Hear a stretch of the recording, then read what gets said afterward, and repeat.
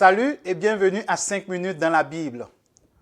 Aujourd'hui, je veux partager avec vous une pratique biblique que j'ai découverte dans les Saintes Écritures il y a quelques années. Il s'agit de parler à son âme. Dans le psaume 42, au verset 6, il est écrit « Pourquoi t'as battu mon âme et gémis-tu au-dedans de moi? Espère en Dieu, car je le louerai encore, il est mon salut et mon Dieu. » Dans ce verset, nous voyons un dialogue entre David et son âme.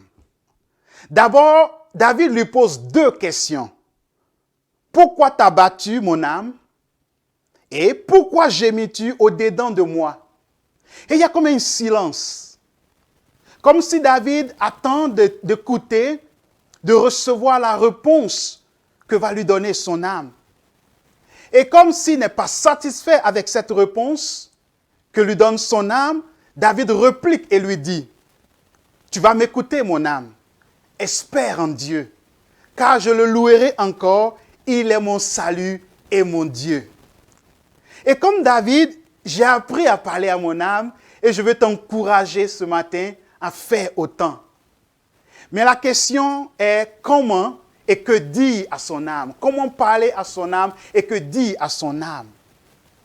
Le message que David adresse à son âme est le message de Dieu, la parole de Dieu. Et voici ce qu'il faut dire à son âme. La parole vivante et efficace, plus tranchante qu'une épée quelconque à deux tranchants. C'est cette parole unique que notre âme écoute et que notre âme a besoin. Car quelquefois, au lieu d'écouter son âme, au lieu d'écouter ton âme et lui laisser te dire ses déceptions, ses peines, ses douleurs et même parfois te condamner, voici ce qu'il faut faire. Demande-lui de t'écouter. Dis-lui les promesses du Seigneur. Rappelle-lui la parole de Dieu. Cependant, j'ai une mise en garde à faire ici, car cette pratique de parler à son âme n'a rien à voir avec la thérapie comportementale et cognitive, ou elle n'a rien à voir avec la pensée ou la parole positive, cette pratique popularisée par les ouvrages de Norman Vincent Peale, car répéter la parole de Dieu à son âme ou dire la parole de Dieu à son âme n'a rien de magique.